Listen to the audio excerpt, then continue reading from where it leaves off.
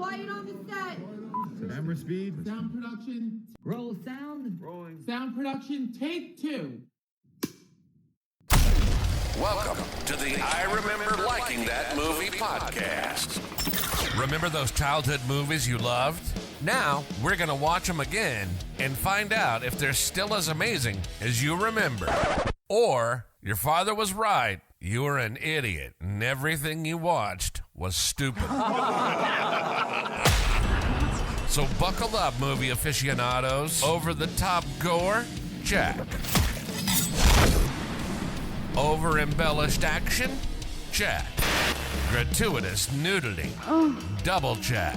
Storylines so absurd you could drive a semi-truck through those plot holes. Oh yeah, some of those movies didn't even know what a movie plot was. And that's the way we liked it. Now, here's your hosts, Anna Santos and Jimmy Coates.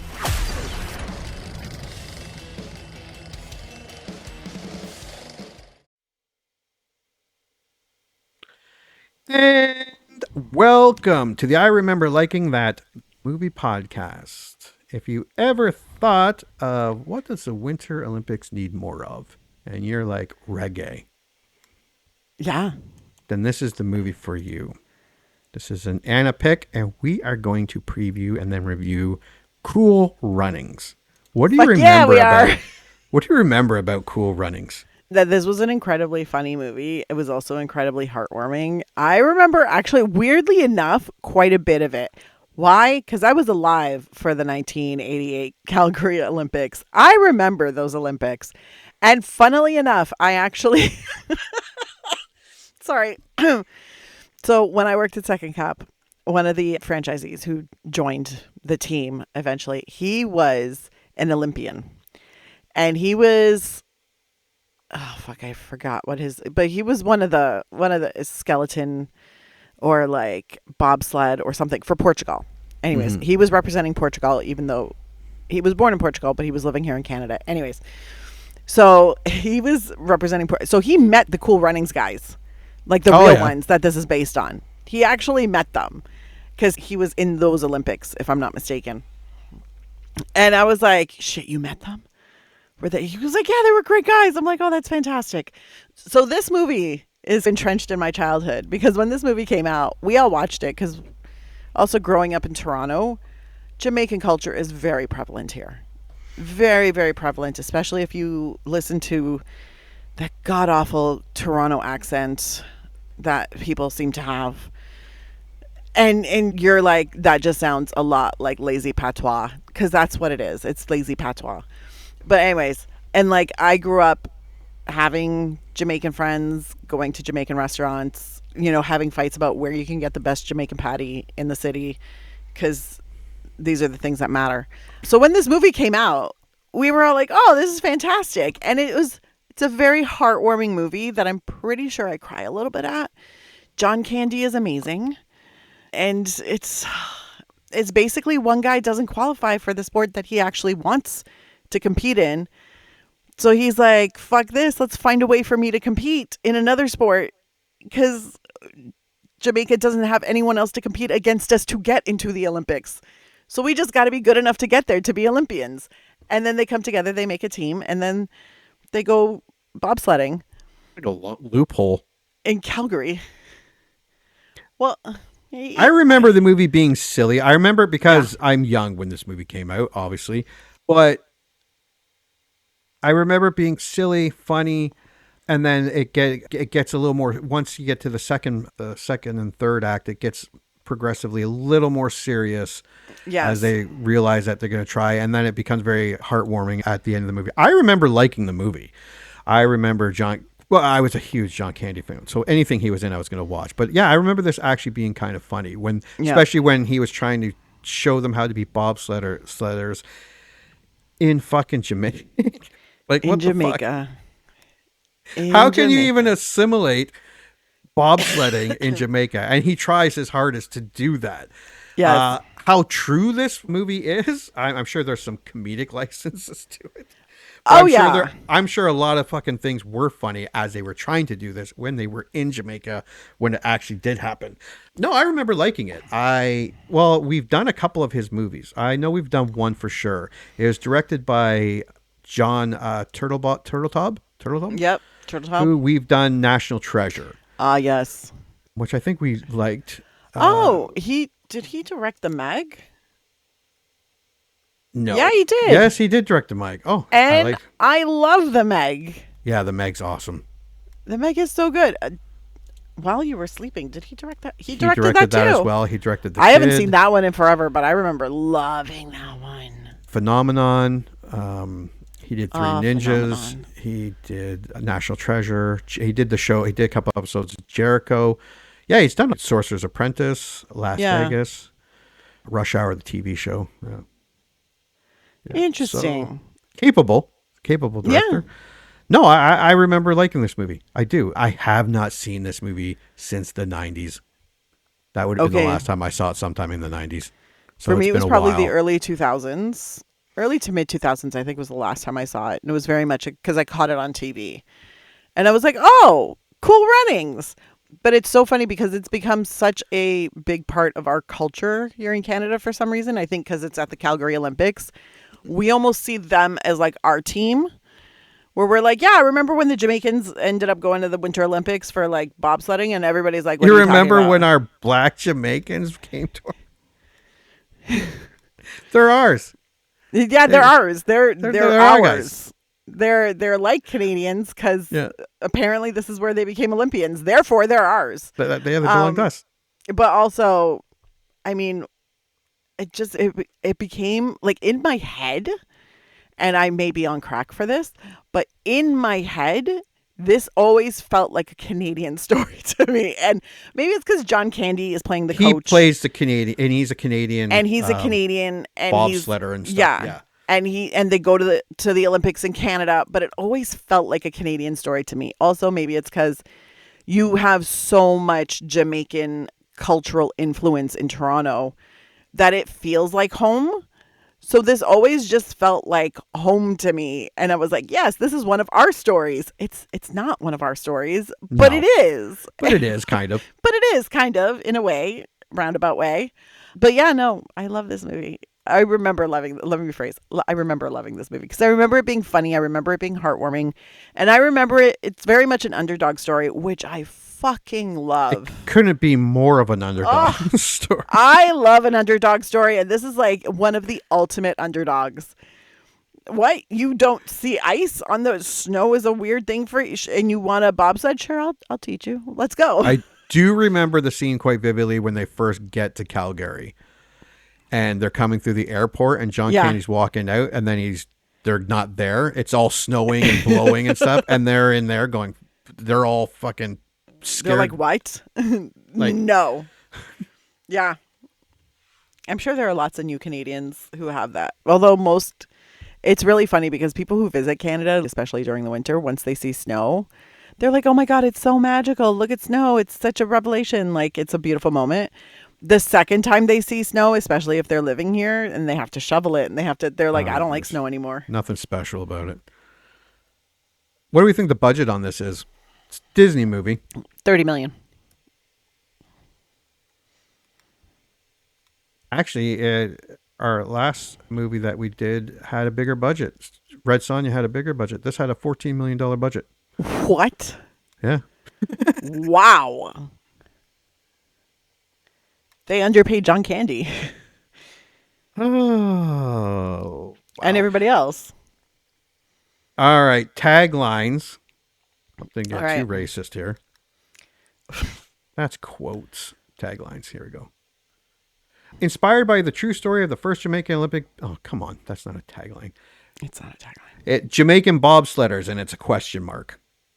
I mean, that's not a bad tagline. It's not bad. One dream, 4 Jamaicans, 20 below zero. I mean, yeah, that's actually pretty good. Cool runnings.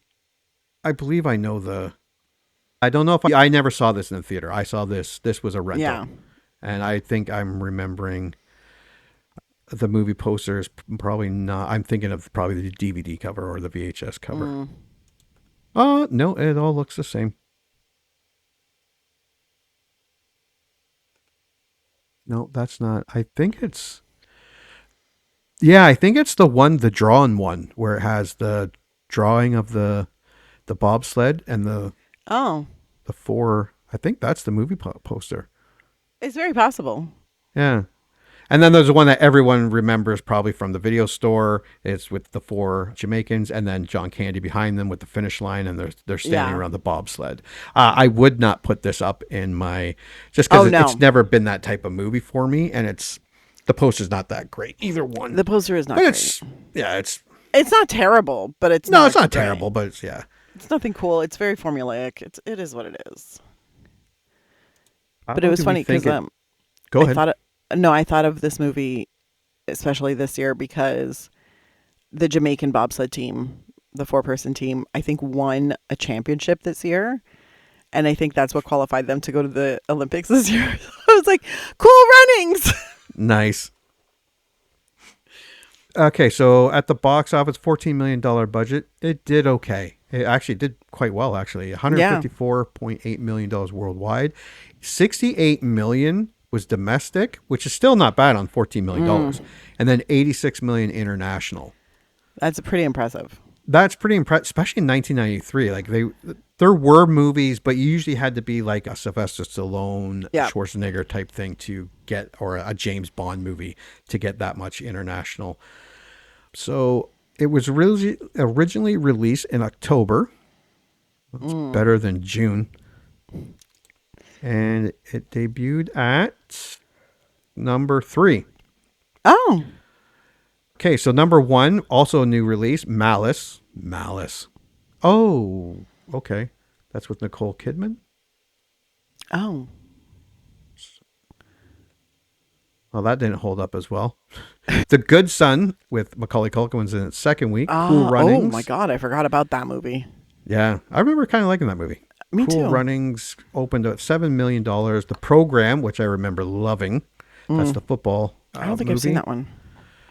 It's got a lot. It's got Ice Cube. It's got tons of people in it. It's not just about football. It's a racial thing. And back then, I was, You were woke. Yeah. So I was into rap and everything because I was cool. My NWA tapes. Oh Jesus. Giving it to the man. The Age of Innocence was in its third week. For Love or Money was in its first week. A Bronx Tale was in its first week. The Fugitive was in its 9th week. Oh wow, that movie was awesome. So good. The Joy Luck Club and Striking Distance. That's what's her name from Sex and the City. Sarah Jessica Parker. Yeah, and Bruce Willis. That's the serial killer on the boats. Huh. I remember liking that one too. So it opened at number 3. Then it went to number 2 the following weekend. That's impressive. Then it went back to number 3, 4, 4, 4. Stayed in 4th place for 3 weekends. Then 5th, then 8th. It's had a lot of staying power. So it did well. Like it wasn't a box office bonanza here, but overall it did really good. I mean, it stayed in theaters. It kept making money. Yeah. That's it. That's all you have to do. Yeah. So I think a word of mouth helped this movie. I think it was a movie that people were like, yeah, that's a pretty good movie. Probably, yeah. How do we think the critics? I think the critics were fine with this. I think this was a decent family, sports inspiring. I don't think the critics were overly flowery about it and overly enthusiastic, but I think they were like, yeah, it's a good solid movie. It's funny. You'll enjoy it. Yeah. Well, with 40 reviews, it came in at 75%. Oh. And with 250,000 user ratings, it came in at 81%. Oh, fantastic. Yeah, so that's definitely a plus. I do need a little bit of a redemption period because Men in Tights and Spaceballs have fucked me up. All right, if you want to start with the good ones, I will look for some bad ones. I will. Grant Watson from Fiction Machine gave it a 7 out of 10, saying, a brightly optimistic and warmly funny comedy with solid performances and a no-nonsense visual approach that emphasizes story over spectacle. People Staff from People Magazine says, mildly amusing but overly calculated comedy. David Parkinson from Radio Times, it's a very high review, rating. It's 4 out of 5.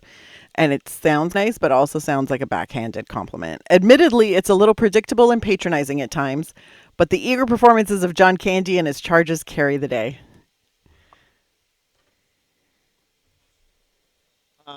Hollis Chancona, Austin Chronicles says, often silly but almost never funny.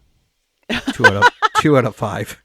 Well, Neil Miller from Film School Rejects says, the performances are fun and director John Turteltaub gets those fateful final moments right, leaving us with a triumphant, entertaining story of Winter Olympic glory. James Brandolini from Real Views gives it 2 out of 4 and says entirely mediocre and forgettable. Wow. Kevin Thomas from the Los Angeles Times says a sweet-natured, high-spirited comedy, that rare movie that plays effectively to all ages. Roger Ebert, Chicago Sun-Times, said, if you like underdog movies, you might like this one, especially if you haven't seen very many of them. Oh, Jesus. That was so mean.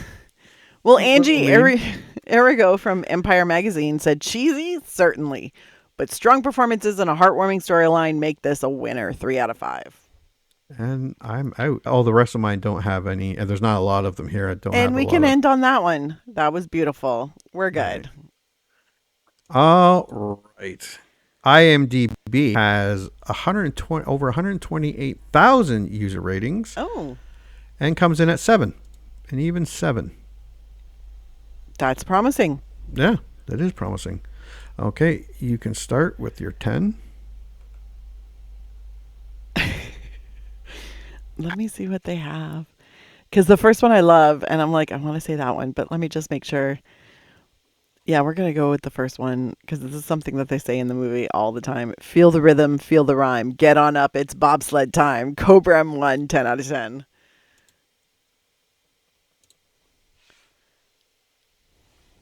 These are all stupid. Oh, here we go. Funny, strong, and endearing characters. 9 out of 10 from Shraw86. A little cliched and predictable, but a well-performed and nice Disney feel-good film. The Little Songbird, 8 out of 10. Pretty fun sports movie. 7 out of 10 from Alcana Wap. Corny as hell, but sometimes that's not a bad thing. Ruskington, 6 out of 10. Thank you, Ruskington.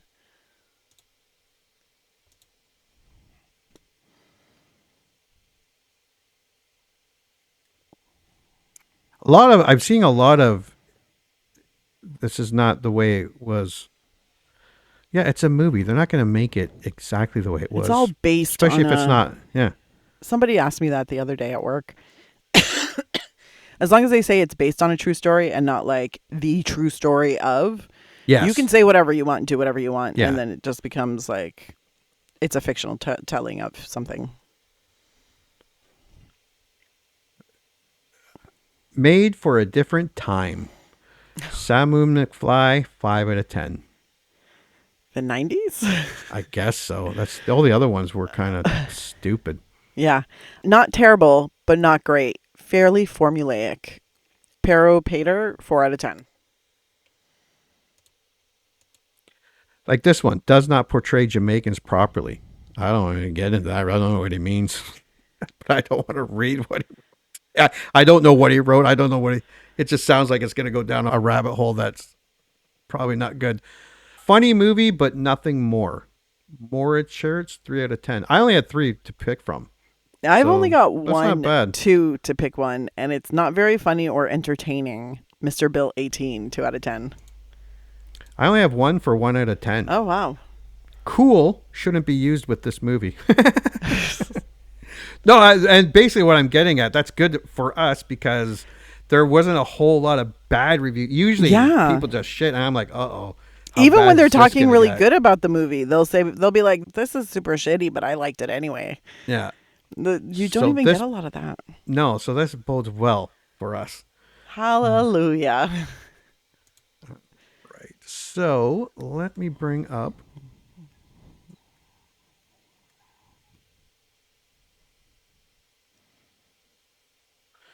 the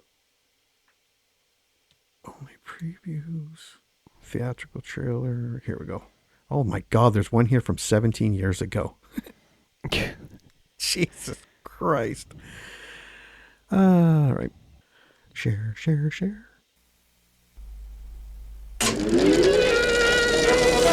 You zigging? You zagging? Oh. Always remember, your bones will not break in a bobsled. No. They shatter. So, who wants in? We're looking for a sponsor for the first Jamaican bobsled team. Their dream was to compete in the Olympics. But they chose a sport they knew nothing about. Great. Very good. In a climate they had never been. Cold weather endurance is vital to building a successful sled team. This is the true story of 4 unlikely athletes How about I beat your butt right now? How about I draw a line down the middle of your head so it looks like a butt? who weren't prepared for what they were about to face.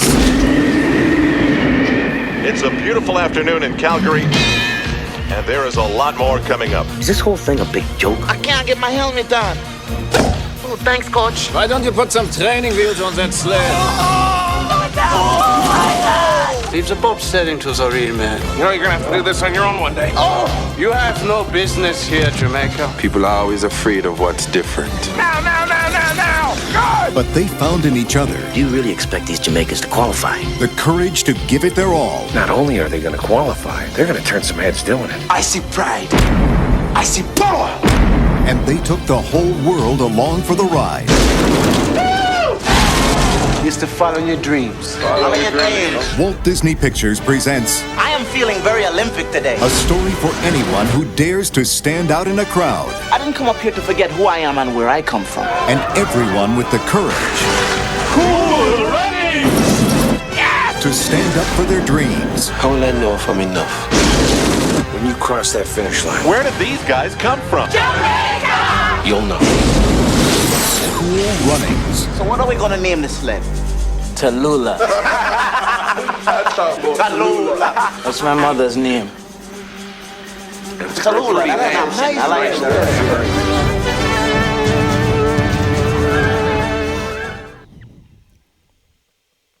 All right. Okay. Does it look cheesy? Yes. So cheesy. But it looks like it's just going to be one of those silly, very family friendly. Yep. I think you could definitely let your youngest watch this with you. Oh, yeah. And then it has it. And then I just remember it being very heartwarming at the end. And Yes. yeah. It's more about building, but I will say this. Apparently, none of it is like the only thing is Jamaica qualifying for bobsled in Calgary. It's the only true thing in this entire movie. That's a lot of the reviews were. Yeah. The reviews I was looking at were leading to, and I get that, but that's not what movies. I'm not watching for accuracy. No. And a No. retelling of the original story. If No, with anybody John wants Candy to and make Dougie that like the I'm true not looking story, for- yeah, right. I'm looking for giggles. I'm looking for giggles, and the premise that still feels, because whenever you hear about, like, even now they're like, oh, Jamaica's still trying the bobsled thing. That's amazing. Why? Because they don't have ice on the roads and on the sidewalks in Jamaica. Yeah. Lucky bastards. But yeah, because I just. They were like, Disney took significant creative liberties, changing many details about the team's recruitment, personalities, and events to create a better movie through the core spirit of their journey, and the crash remained. The real team was formed by American businessmen and recruited from the army, not disqualified sprinters as depicted. So, like, we're going into. This is not a true story. This is not a retelling of a historical. Unlike the preview fact. told us. Yeah, the true story. This is literally just a lovely fictional movie about Jamaicans going into bobsledding. That's it. Yeah, this was someone saying Jamaicans bobsledding. I can make a movie of that. There's a movie there, a funny writes movie. itself. I don't need facts. No, I think I'll like. I remember liking this movie. I do, and I remember seeing it a couple times. I remember, I remember that poster or DVD cover. Yes. So I liked it then. I think it's gonna be. The dialogue looks a little dated and cheesy, but that's kind of the fun of watching some of the 90s comedies. Also, it's a Disney movie. And it's a Disney movie. Come on, guys. What were you expecting? Yeah. I think I'm going to like 90s. It. It looks silly, but yeah, I think it's going to be fine. I think it's going to be a fun little heartwarming, makes you feel like the world isn't a shithole kind of movie. Yeah. All right. Well, we are going to go watch Cool Runnings from 1993, starring John Candy. And when we get back, we are going to review it. You heard them. Movie time. Let's all go to the lobby and get ourselves a treat. And then watch a classic kick-ass movie from whenever the one we're about to watch was made.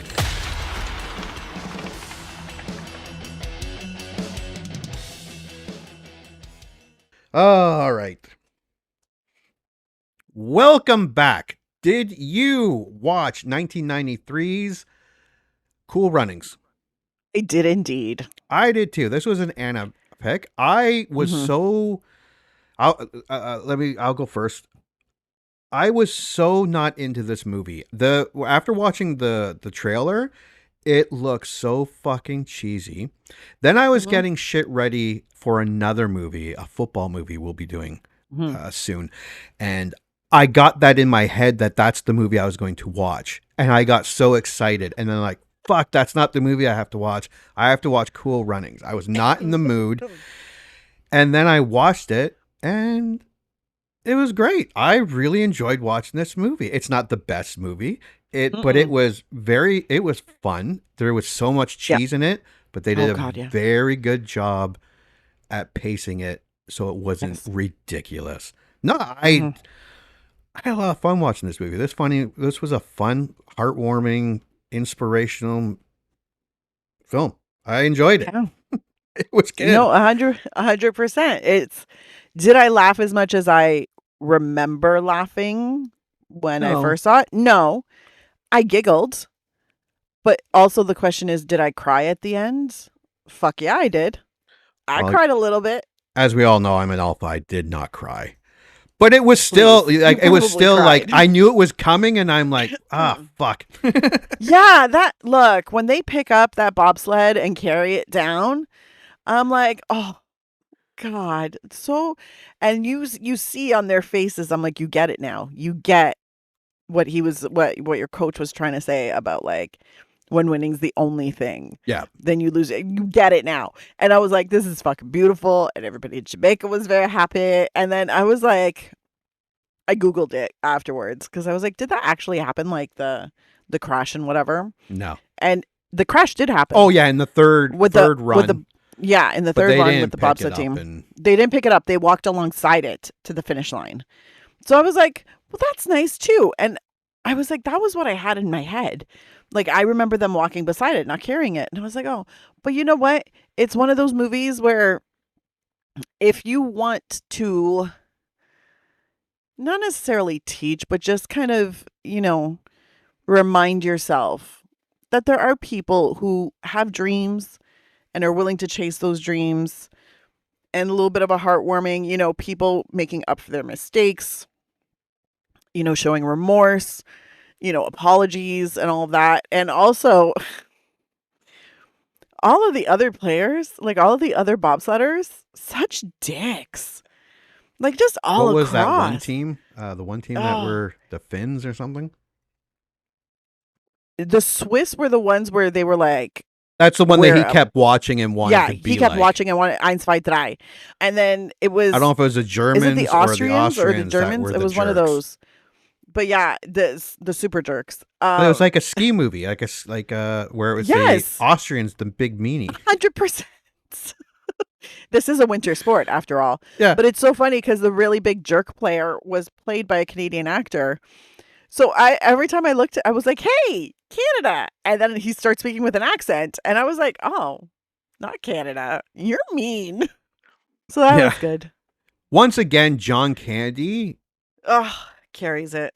carries the movie by like and this was but he had a lot of help. The entire cast was good. I did like because watching the trailer, you're like, I don't know if I want to go back and ruin this because it just looks like Full House, The Sandlot. Yes. And I was just not in the mood. But it wasn't like that. It did have cheesy stuff in it, yes, but it wasn't bad. It wasn't. No. They did a very good. It was paced properly. It was really well done. Yes. It told a full story. Yeah.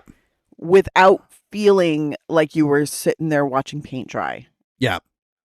Yeah. You got all the you got all the necessary information to understand all the characters' backgrounds and what their motivations are without feeling like you're being told or like you're being lectured. Yeah. And I really enjoyed that. Also, Dougie Doug and Malik Yoba were my two favorite Jamaicans. Yeah, like what is it? Love them. Derice and Sanka and Yul Brenner. And Junior. And Junior. They were all good. I enjoyed They were watching all them. good. They weren't. But it's funny because Sanka and Yul Brenner are my favorite of the two. Yeah.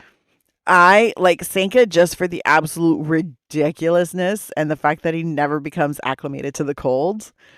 And I'm like, amen. Everybody else is just wearing like a sweatshirt and he's still like holding hot water bottles, 3 coats. He was like, no. And Yul Brenner, God bless. I was like, you are a man who's like, I'm going to do this. This is my dream. This is where I'm going to go. And then he ends up wanting to live in Buckingham Palace. But then Junior's like, get the palace. Who cares? Go live in the palace. Who's stopping you? Keep that dream. And I'm like, it's fucking beautiful, man. Yeah. Also, at some point, I'm sure the royals are probably going to sell the Buckingham Palace once the monarchy is gone. Or turn it into like a hotel or something. Yeah, I can I'd see love a to be there for hotel. that. Yeah. Yeah. I could see it becoming like a hotel event space. Hotel kind of like monarchy experience. is gone. Yeah, I think we still have like. Imagine if you did that and you went to a hotel like that, and but they had like the people serving you and shit and didn't. Oh my God, like a royal experience. A royal experience. You'd make a fortune. Oh, and your experience is based on what kind of room you get. So if you get like one of the more basic rooms, like in the servants' quarters, you eat in the kitchen with the servants. I thought you were gonna go a little realistic there. I'm like, that's just racist, Anna. No, dude. We're still going to be in the 2020s. Okay? We're not going full royal, like, historicalness. Because that's weird. We're not colonizing anybody, okay? I got a lot of Scottish background. I'll be in the serving quarters. Like, this is some bullshit. How am I paying $2,000 for this? But then if you get the monarch suite, yeah, then you get the full experience as the monarch. I probably could only afford the serving quarter. I don't think I could even afford that. Let's be real. Yeah. Every time I go to London, I end up staying on the top floor of a hotel where the room is so teeny tiny. And also, why do British people, like British hotels, have the smallest showers? Actually, it's a lot of European hotels. Teeny tiny showers. I'm like, who's fitting in this? Because the obesity epidemic is visiting Europe too. So yeah, there are bigger people there. But yeah, no, every time I do, I stay in like the cheapest hotels in the cheapest place where the elevator never works. So you end up going up 4 flights of stairs every time. Well, like our townhouses compared to their homes are gigantic. Like they're ginormous. Like all my aunts and uncles' homes were so fucking small. Like ridiculous. And like I'm trying to remember where they were. Our family's from Oxfordshire. But yeah, I remember when I went to their home, like it just tiny. with really low ceilings. Yeah. Like the house that we live in, our family home, it was built in, I think, 1895. And it's a row house. So this is like working class homes. Yeah. That we live in. But still the ceilings are like 10 feet high.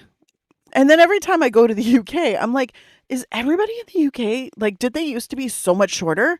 Because why can I easily touch the ceiling without like straightening out my arm?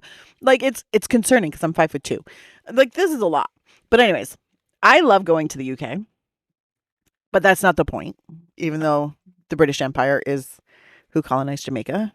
Fuck them peoples. This movie was very, very sweet. Yes. Very, very heartwarming. Very, very entertaining. But also just well made.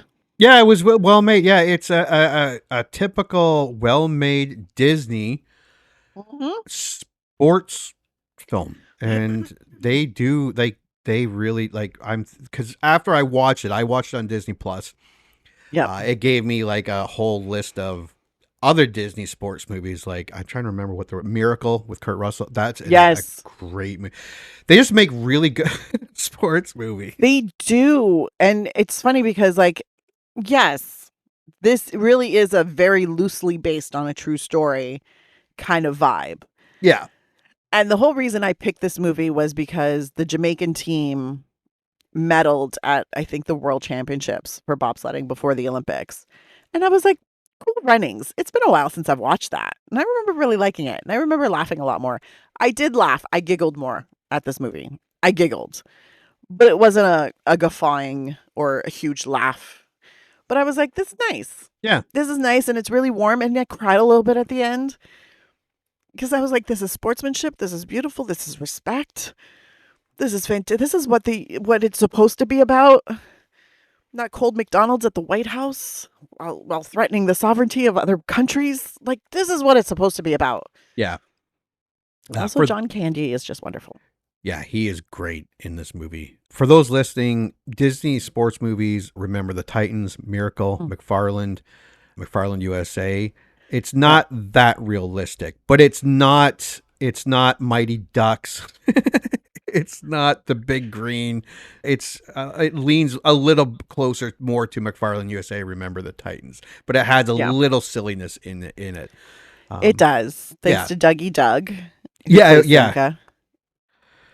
He's fantastic. He's so unserious. His character is so unserious. Yeah. He's just having. Yeah, he's there for. He doesn't want fame. He's just having. He's fun. like, why not? Sure. But he did not like the cold. No. Mind you, Calgary in the winter. Yeah, they made a point of showing like, welcome to Calgary, -25 degrees because Celsius. That's what they're. And then I'm sure so many Albertans were like, oh, that's nice. That's not too bad. Just so just for the people that are not on that, what is Celsius? That what? Oh, in Fahrenheit? Yeah, it's be -13 Fahrenheit. It's fucking cold. No, it is. It's really cold. It's funny because in Toronto, whenever we hit like the -20s, all of us are in an uproar because we're like, this is bullshit. Yeah. And then everybody in Alberta, Saskatchewan.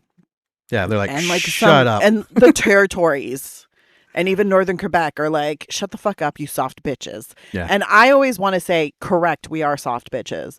-20 is not supposed to happen in Toronto. -10, sure. -15, why not? But -20 with a wind chill, taking it down to -40, no, it's not supposed to happen in Toronto. We are soft. Well, any big city like that, where I every city I've gone to where it's like buildings, like skyscrapers, big buildings. Yeah. When it's cold like that and wind, and you're near the water, and that wind gets into those buildings, oh my god! It hurts. It hurts. It hurts your face. It hurts. It's that cold, that windy cold that gets right down into your bones. And it's where like, no matter if you come home, you take a hot shower, you put on your warmest sweats, your warmest socks, your hands are still cold. You could be wearing the greatest gloves. If you're outside for longer than 10 minutes, you're still going to get cold. And that's bullshit. Yeah. It should not happen. If I'm wearing my duvet winter coat and my really good gloves and my scarf covering half my face and my hood pulled down over my forehead, I should not get cold while wearing 2 layers of everything underneath. It should not happen, yet it does. Yeah. All right, let's go over cool runnings. All right, in November 1987, Jamaican sprinter Denise DeReese, yeah, Bannock trains to qualify for the 100-meter dash in the forthcoming Summer Olympics in Seoul. Yeah, 1980. No. Yeah, 8. Yeah, he fails to advance in the trials when fellow runner Junior Bevel accidentally stumbles and falls, knocking down DeReese and another competitor, Yul Brenner. Can we talk about the fall for a hot second? Yeah. Yeah. Because he did that well.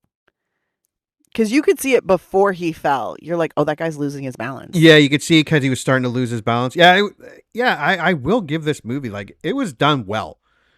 Yeah. Yeah, it's because that's what offset the little silliness, is that it was done well. And yeah, it was. Mhm. I'm just, if you're listening, I was really not looking forward to watching the movie. And then I watched it going, this is pretty fun. Yay!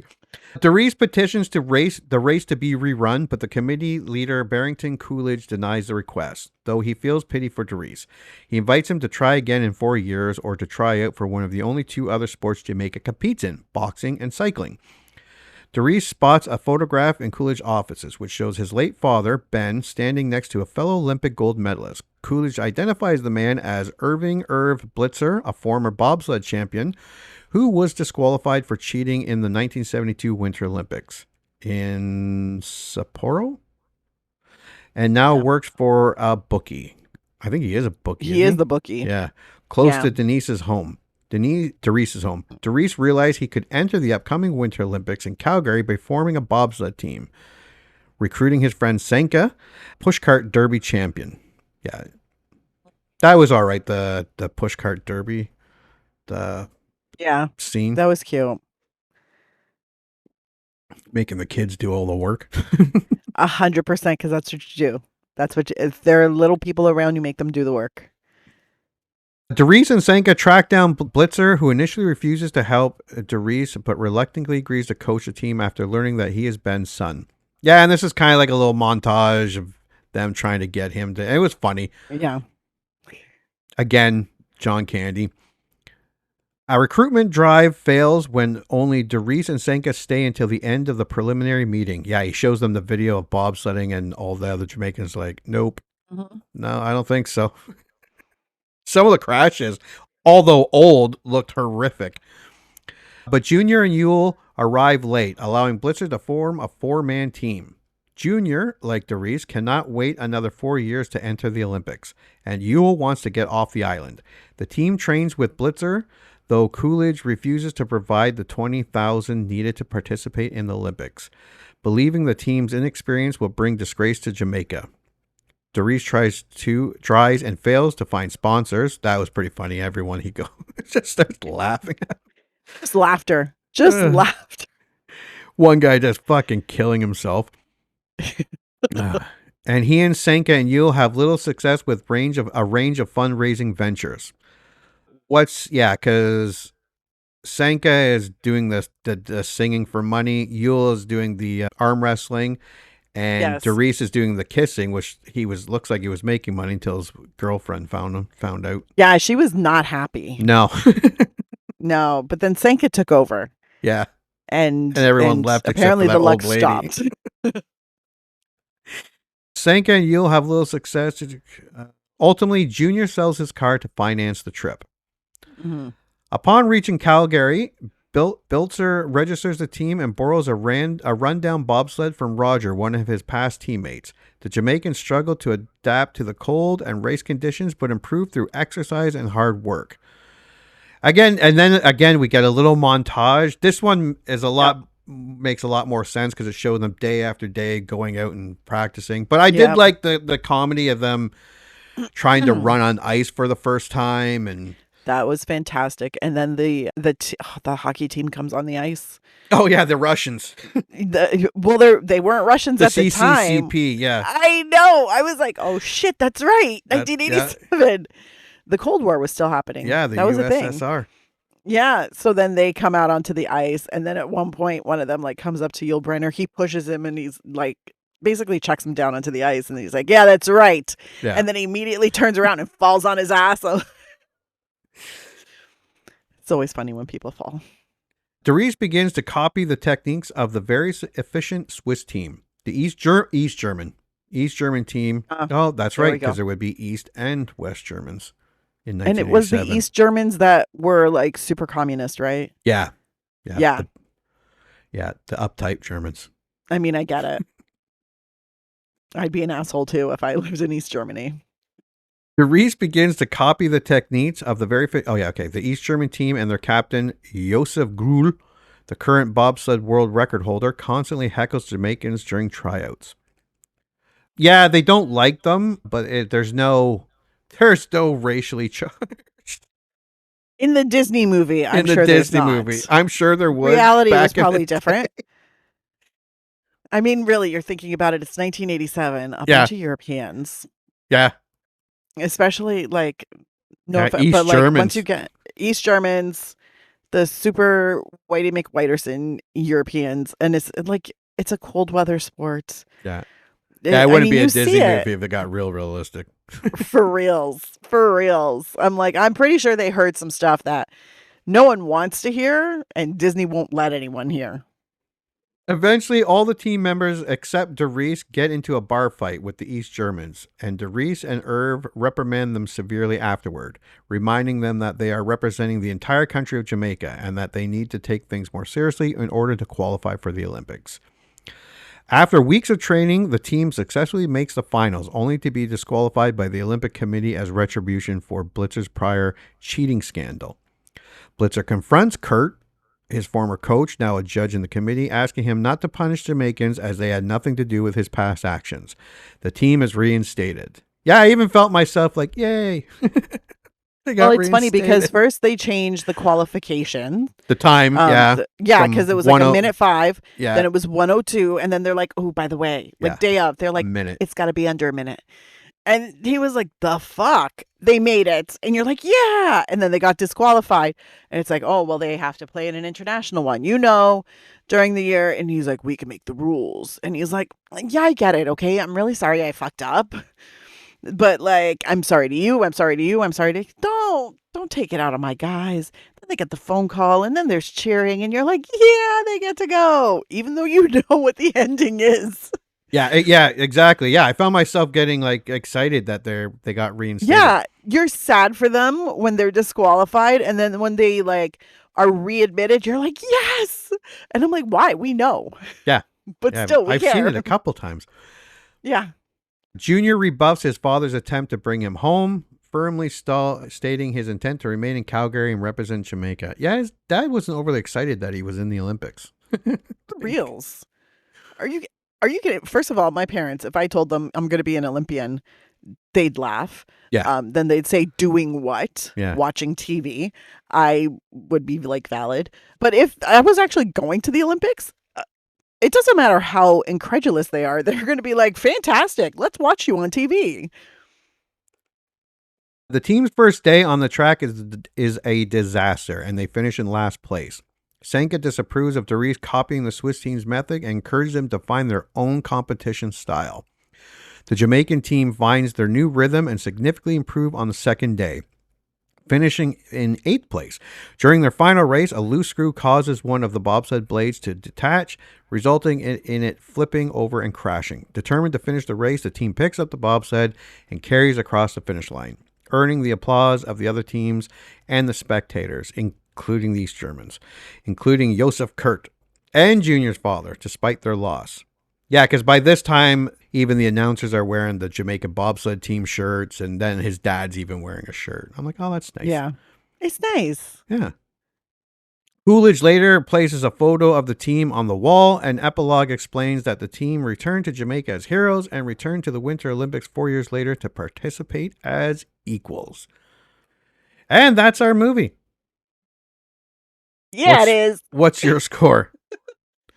I'm in a firm, I'd say buy it, but probably buy it at a discount. This is just one of those heartwarming lovely, well-paced, well-made Disney movies. It is made to make you feel warm and fuzzy inside. It is, made to show you that if you overcome obstacles, good things will happen to you.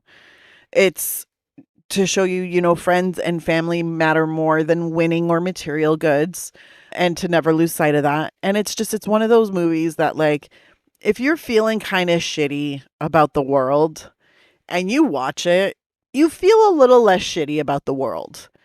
And I think that's always something good to have in your movie library and to have ready access to it. Like, it's something that it's a warm and fuzzy movie, and I love a warm and fuzzy movie.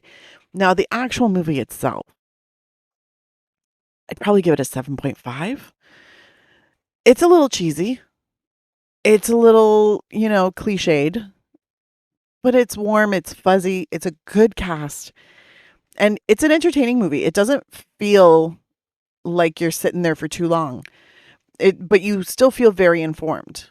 Like, you never feel like you're missing anything. Yeah. You're getting everything you need to enjoy the movie and then some. And then once the movie's done, you walk away feeling good about yourself and good about the world, good about bobsledding. And I think that's fantastic. What's your rating? Well, if you remember liking Cool Runnings, you are probably going to still like it. This is just a well-made, fun little movie that honestly holds up pretty well. Is it packed with a little bit of 90s cheese? Yeah, absolutely. But the movie actually does a good job of not overdoing it. It balances the silliness with some genuine drama and heart. Sure, there are a few moments that might make your eyes roll, but overall, I found myself pretty invested in the story, and that's really where the enjoyment comes from. Watching this ridiculous idea slowly play out all the way to its surprisingly emotional conclusion. Now, as far as the true story goes, let's just say the movie plays it a little loose with the facts. Actual team member Devin Harris once said the film is about 1% factual. I think it's a little more than that, but maybe the marketing team shouldn't have leaned so hard on the true story, and maybe based on a true story might have been a little more accurate. But honestly, it doesn't really matter. Even as mostly fiction, the movie is inspiring, fun, silly, and genuinely good-hearted. It's one of those sports movies that just make you feel good watching it. And it's also really nice going back to the 90s and seeing John Candy again. He brings so much warmth to the role, and the entire cast actually does a great job selling the underdog story. So my IMDb is a 7. It's a decent, well-made film with a great message, and it's also 100% family-friendly. My recommendation would be to rent it. It's a rental for me. If you find it for the same price as a rental, or even a couple dollars more, yes, I would definitely add it. But if you already have Disney Plus, then honestly, this is a no-brainer. This is a perfect weekend family movie night, or just a really comforting afternoon watch if you want something easy and uplifting. Yeah, it's a good movie. I liked it. Yeah, I had fun. And your kids can watch it. Yeah, this is easy, a family movie night. Oh, yeah, for sure. And not one where you're watching K-pop for the 19th goddamn time. I still haven't seen it. I hope the sequel comes out so I don't have to watch the first one again. Oh my God. I'm making my way through Married at First Sight Australia, so that's what's taking up my time. Yeah, no, this was I really enjoyed it. I had a little fun. It's a nice, fun little movie. Yeah. Yep. Right. Anything you want to add to Cool Runnings? No, I think we said it all. Yeah. Like, it's not complicated. No, it's real simple. Yeah. All right. So we have a buy at a discount, a rent, a 7, and a 7.5. Yeah. Well, thanks for coming back to 1993 and going over Cool Runnings. And until the next movie we remember liking. Congratulations. You just had one of your childhood movie memories vindicated. Or they just eviscerated it. I don't know. This is a generic one-size-fits-all type of ending to the podcast. So thank you for listening, and please join Anna and Jimmy next time for another episode of the I Remember Liking That Movie podcast. If you dare to go back and watch that movie you remember liking,